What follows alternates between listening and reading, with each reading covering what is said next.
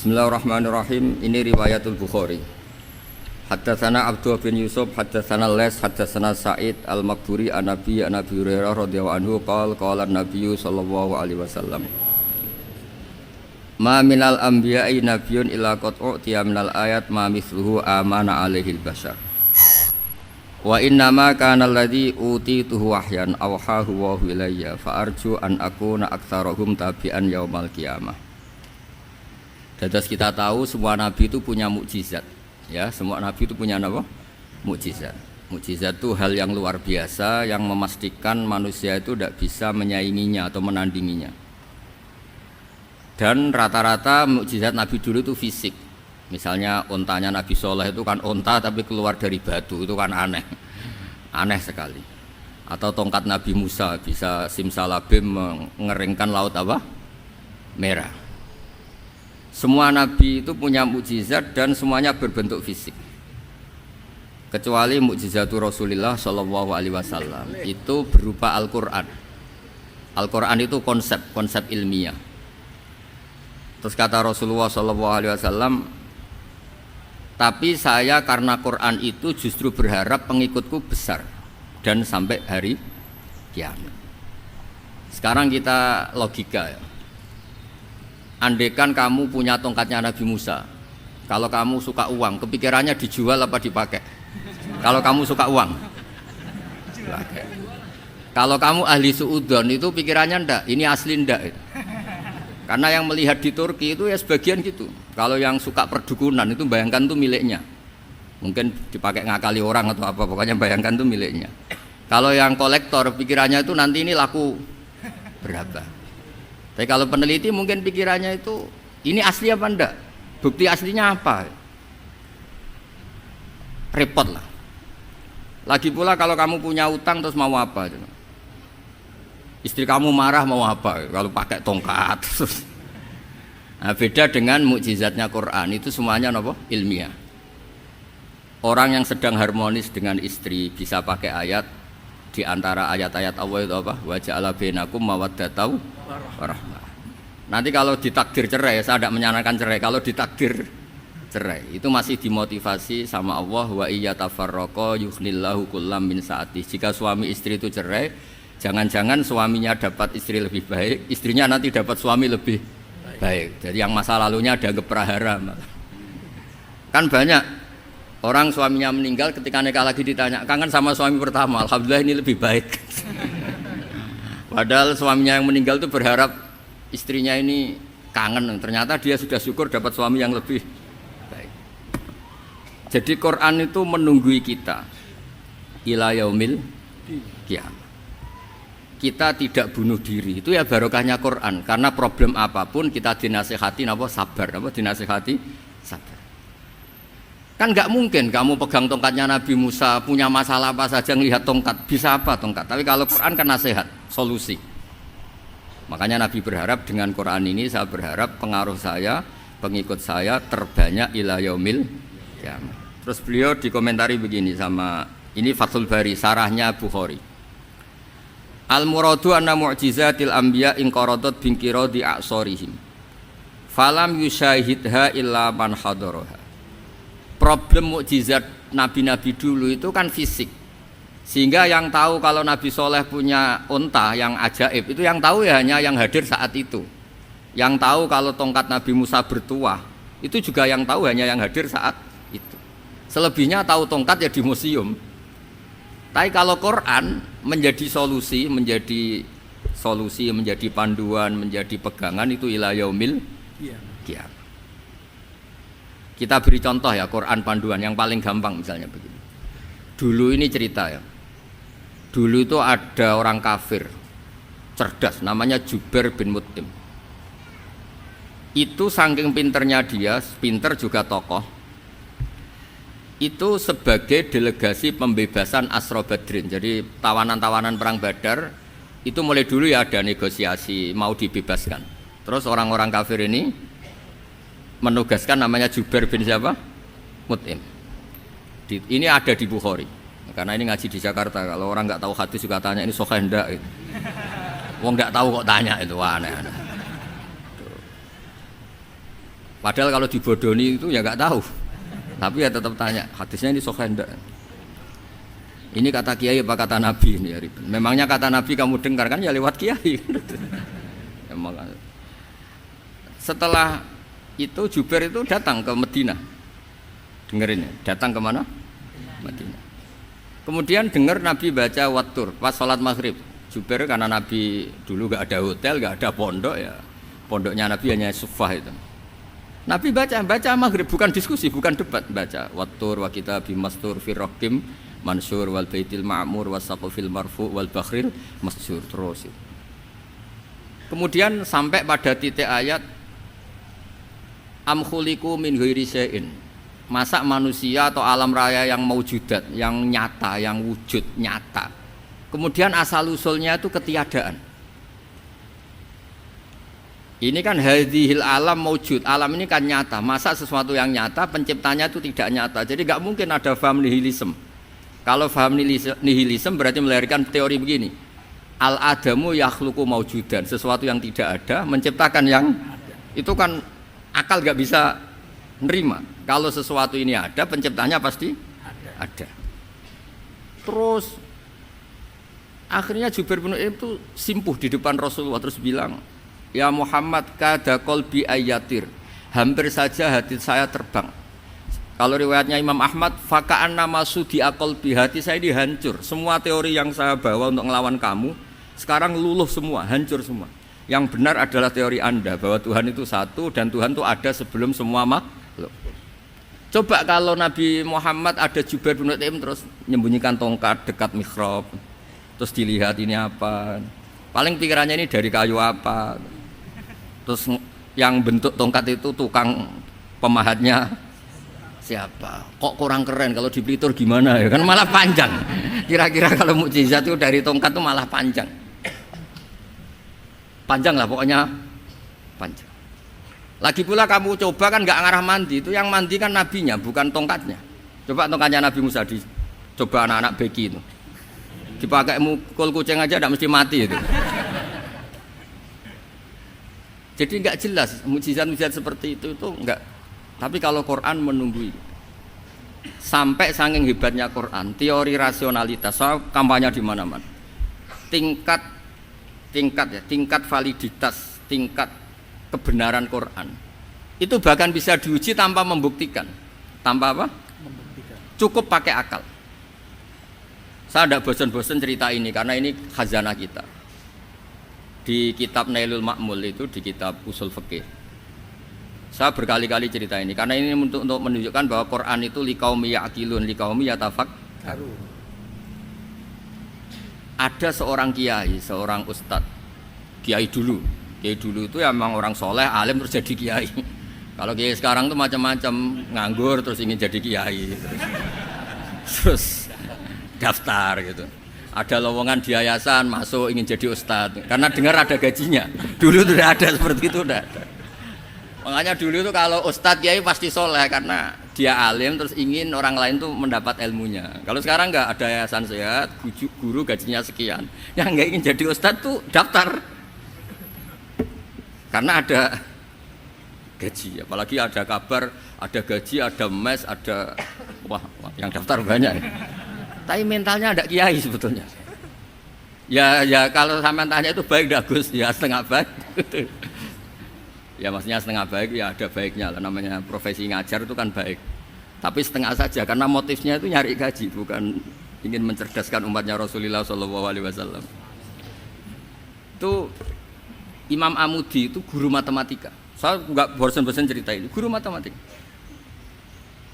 Muridnya sampai takut, ini masuk surga ndak? Kiai kok ndak ngajarin istighosa atau tahlil, malah ngajarin apa? Matematika. Beliau meninggal terus muridnya tanya, "Ma fa'alallahu bik?" Kira-kira gitu. Apa yang dilakukan Allah? Allah nyambut Anda gimana gitu.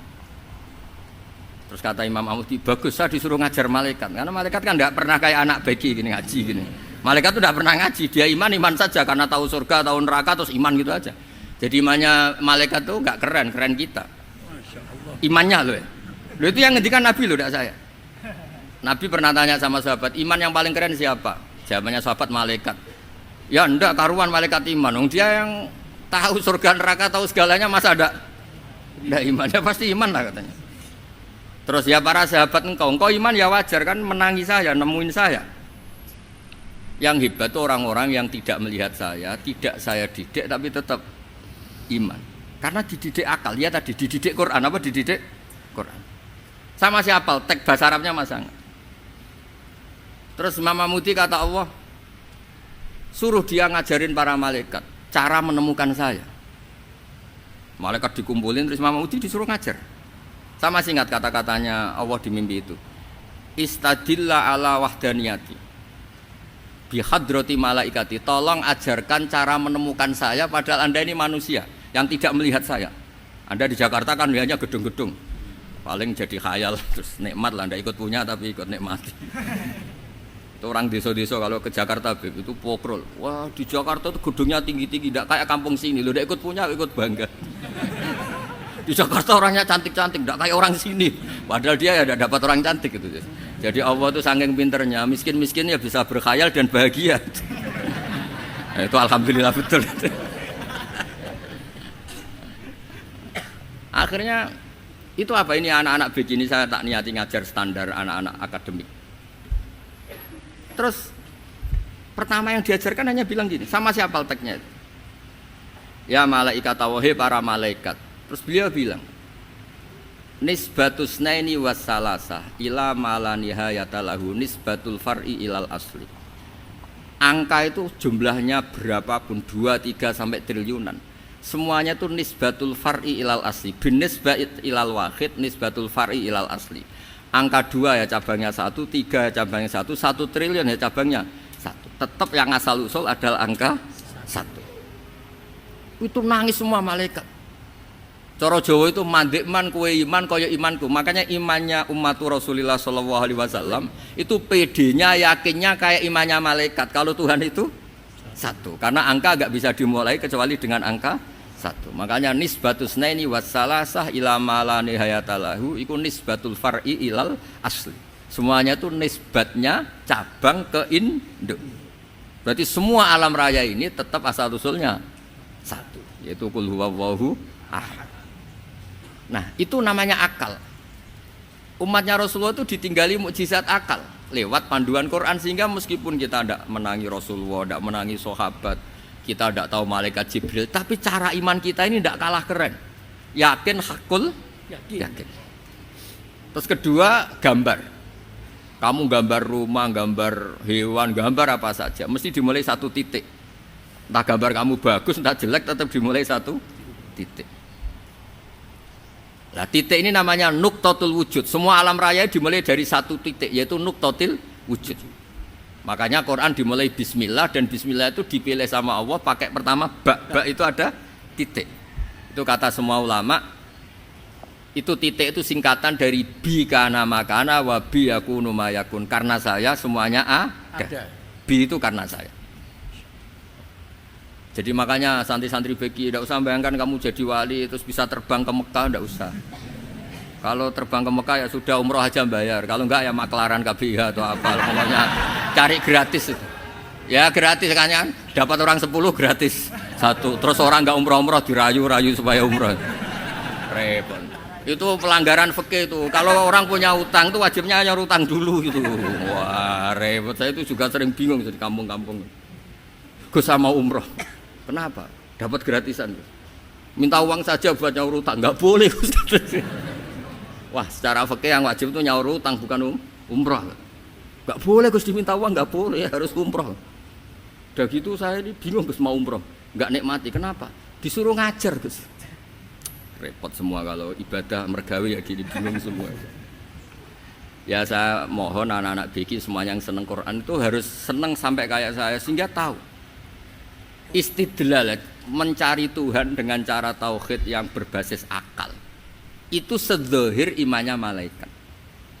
Jika di kelasmen iman itu manusia ulul ilmi, kita-kita yang nekuni ilmu itu nomor 1 prakteknya. Karena nomor 1 itu Allah karuan kan, syahidah Allah kan enggak tertandingi, syahidah wa annahu la ilaha illa huwa. Terus wal malaikatu, malaikat kan karuan karena langsung menyaksikan surga. Dan ketiga apa? Wa ulul ilmi. Berarti prakteknya kan nomor 1. Kalau kompetitornya semuanya manusia, ulul ilmi nomor berapa? 1 kan? Nah nomor 3 kan dari Allah, malaikat, ulul ilm. Berarti kalau kompetisinya antar manusia nomor berapa? 1 kan? Nah kenapa ulul ilmi di nomor 3 kan tapi dari Allah, malaikat, ulul? Kerennya kayak apa? Karena cara iman ulul ilmi itu enggak ada ragunya sama sekali. Kamu ragu enggak kalau 2 itu cabang dari 1, asal-usulnya 1? Enggak pernah kan ragu kan? Semua gambar seruat apapun dimulai dari 1 titik, ragu enggak? Enggak kan? Nah, imannya umatnya Nabi karena dipandu oleh Quran itu seyakin itu, sehakul yakin itu. Nah, itu terus Jubair bin Mut'im jadi iman. Am khuliqu min ghairi syai'in am humul khaliq. Terus kata Allah lagi, kalau kamu tidak percaya saya yang bikin langit bumi ya gampang dong, kamu saja yang ngomong kalau kamu yang bikin. Paling orang sepakat kamu stres. Terus hanya ayat gitu, am khalaqus samawati wal ard. Kalau kamu tidak yakin Allah yang bikin ya silakan Anda klaim saja kalau kamu yang bikin langit bumi. Bala yuqinun. Kamu juga gak mau kan dibilang stres. Nah ini terus saya teruskan ya. Makanya mukjizat terbesarnya Nabi adalah Al-Quran. Karena Al-Quran itu cerita tentang hukum-hukum akal, cerita tentang logika-logika peradaban. Misalnya logika peradaban, contoh paling gampang. Di Quran itu ada sekian ayat yang Allah cerita peradaban. Misalnya wa ahsinu innallaha yuhibbul muhsinin. Itu dikutip terus kemudian disimpulkan dalam peradaban. Kata Sayyidina Ali karramallahu wajhah ngendikannya gampang. Ahsin man syi'ta takun amirah. Kamu berbuat baik saja sama seseorang, maka otomatis kamu akan jadi pemimpinnya. Ada orang nggak tamat SD, nggak tamat papa, gobloknya minta ampun. Tapi karena gaji seorang pakar, oh kamu tak gaji 1 bulan 1 miliar, perusahaan saya jadikan besar. Itu dikongkan ngalor ngidul ya nurut. Hanya karena dia ihsan. Terus wastaghni amman syi'ta takun nadhira. Saya ulang lagi. Wastaghni amman syi'ta takun nadhira. Dan kamu jangan butuh orang lain, siapapun dia, maka kamu akan setara. Misalnya ada menteri orang antri mau salim, tapi kamu tidak butuh kan tenang saja. Tapi kalau kamu butuh, habis kamu. Ya kan, kamu tidak butuh seseorang maka kamu posisinya akan setara. Kamu harus sopan karena punya utang jasa. Kalau nggak punya apa-apa kan setara. Ya enggak. Misalnya kamu jajar rektor atau jajar menteri, jajar apa saja. Kalau kamu tidak punya utang kan, kamu jajar menteri tidak punya utang, sama jajar satpam tapi punya utang, takut mana?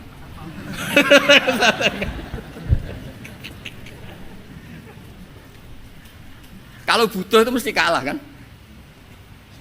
Ada pejabat misalnya nggak begitu cantik sama perempuan cantik yang kamu butuh ingin dicintai, takut mana? Padahal nggak jelas orang ini pangkatnya apa, nggak jelas.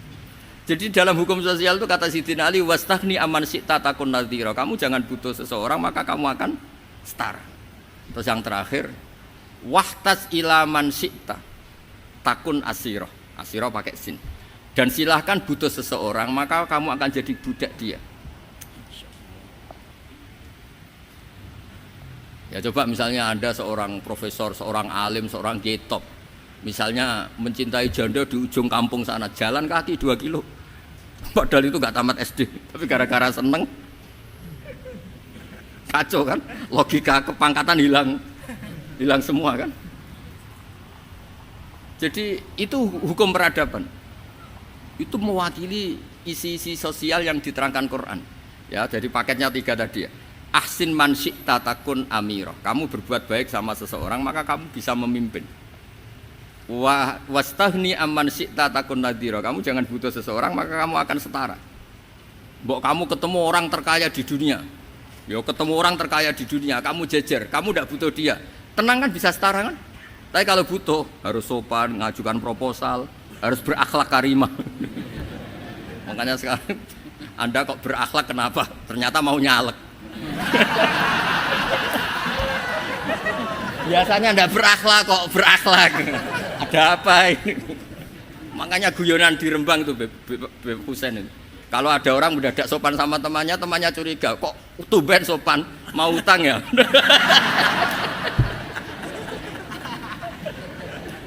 Zaman akhir itu kacau.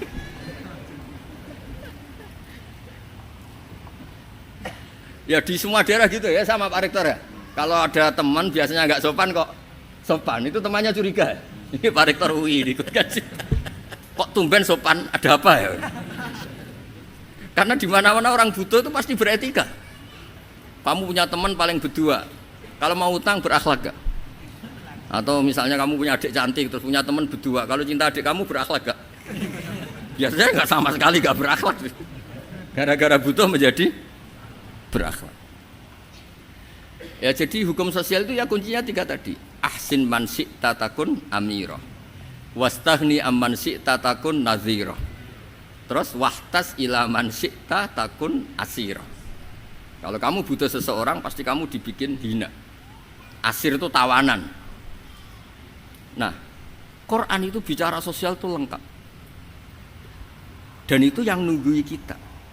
Kita punya tetangga yang kurang baik, ya seneng. Punya tetangga baik, ya seneng. Kata Imam Syafi'i, saya berkali-kali cerita. Kok seneng semua Imam Syafi'i? Ya bagus lah. Kalau yang seneng saya enak lah. Dijak jagongan, dijak ngopi enak. Yang nggak seneng saya, gak ngarah utang. Uang itu nak, kamu punya tetangga gak seneng kamu. Aman kan? Aman. Gak akan pinjem uang kan, pinjem mobil. Uang gak seneng kok. Makanya Imam Syafi'i itu kalau ngedikan luar Syafi'i, diceritain orang. Ya Aba Abdillah bagiannya, ya Aba Abdillah orang itu gak seneng kau, bagus lah. Loh kenapa bagus? Waman asa'a ilaika faqad atlaqaka. Orang yang gak seneng kamu maka membebaskan kamu. Gak akan pinjam uang, pinjam mobil, gak akan ganggu waktu kamu, kan gak seneng. Justru yang seneng-senengi masalah pinjam terus. Imam Syafi'i itu orang yang anggap dunia itu selesai. Ada yang cerita, ya Aba Abdillah, orang yang tadi cium tangan engkau, yang hormat engkau, di luar maki-maki engkau, ngerasain engkau, ngata-ngatain engkau. Ya bagus lah. Kok bagus gimana? Berarti saya wibawa, depan saya tidak berani. Berarti saya wibawa, di depan saya tidak berani. Berarti itu makomnya sudah kulillah sumadarhum fi khawdihim yal'abun. Sudah dunia itu selesai, sudah agak penting semua. Nah itu kalau kamu anak-anak bagi ahli Quran sudah ayatnya kulillah sumadarhum fi khawdihim yal'abun. Sudah lihat Allah saja agak penting, makhluk-makhluk itu udah makhluk semua agak penting, sepenting Allah. Nah kita ini ditunggoni mukjizat seperti itu. Bayangkan misalnya kita ditunggoni tongkatnya Nabi Musa. Saya ngajar di sini terus ini tongkat. Terus nanti yang tanya, Gus itu kayu apa Gus?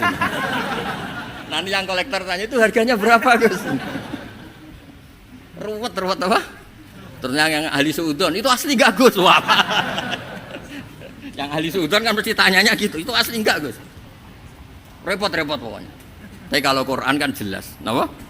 Jelas. Ya terus saya teruskan. Fala yamurru terus al murad anna mu'jizatil anbiya in qaradat binqidari aqsam satu wa mu'jizatul Quran mustamiratun ila yaumil qiyamah. Wa kharquhu lil adat fi uslubihi wa balaghatihi wa ikhbarihi bil maghibat. Terus kata ini yang ngarang Fathul Bari sarahnya Imam Bukhari. Fala yamurru asrun minal aqsar illa wa yadharu fihi shay'un mimma akhbaru bi annahu sayakun yadullu ala sihhati da'wahu. Wa hadza aqwal muhtamilat. Wa takmiluhu fil ladzi ba'da. Wa qilani ya. Anal al makna anal mukjizat al madiyah kanat khissiyatan tusyahadu bil absar kana qati sholeh wa asa Musa. Mukjizatnya nabi-nabi dulu itu hanya penyembuh, hanya pelengkap, hanya nuruti keinginan mata. Seperti dahsyatnya apa? Laut Merah di sebelah apa dipukul sama tongkatnya Nabi siapa? Itu semuanya itu hanya memanjakan mata. Urusan mata. Terus wow itu. Tapi kalau mukjizatnya Nabi Muhammad itu berdasar akal. Maksudnya berdasar akal nih dengerin ya. Dengerin betul. Ketika Laut Merah terus tersibak kan wow itu keren kan? Terus kita bilang menyimpulkan, wah kita tidak akan mampu. Itu bodoh sekali kesimpulan kita tidak akan mampu. Meskipun bikin nyamuk Anda juga tidak mampu. Loh untuk memutuskan tidak mampu saja kok sampai pertunjukan seperti itu tuh laopo, cek goblok gitu. Nah kalau kita karena umat yang pinter untuk memaksa kita nggak mampu, Allah bilang innallaha la yastahi ayadriba mathalam ma ba'ud. Kita melihat nyamuk langsung berkesimpulan tidak mampu. Saya berkali-kali cerita nyamuk itu sudah kecil, masih punya urat. Uratnya kayak apa? Masih punya kuman, kumannya seberapa? Ya enggak? Nyamuk itu kecil, punya organ tubuh. Organ tubuhnya punya urat. Itu kalau kamu pinter, antara tongkatnya Nabi Musa menyibak Laut Merah sama nyamuk itu sama-sama berkesimpulan melahirkan satu faham bahwa kita tidak loh, untuk memaksa tidak mampu saja kok nunjuk pertunjukan ada onta keluar dari batu Nakotu Soleh, ada tongkat yang bisa mengeringkan Laut Merah. Cik goblok ya. Lah kita alhamdulillah ada jenis goblok yang seperti ini.